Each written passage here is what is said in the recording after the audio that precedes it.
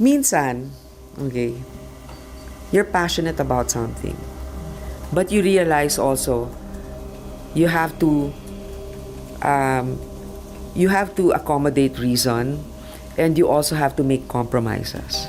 Okay, so there are others, and I think it's better to hear it directly from them, who had reservations, and we said, listen, ito, meron pa silang pondo para gawin yung medical assistance or kung ano man yung kailangan nilang tulong.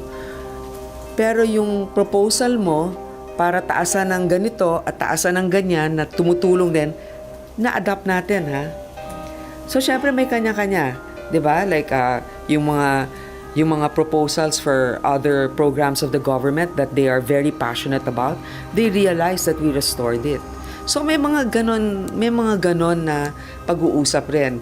Dahil 'di ba parang sa bahay, ganito lang karami yung ulam mo 'di ba?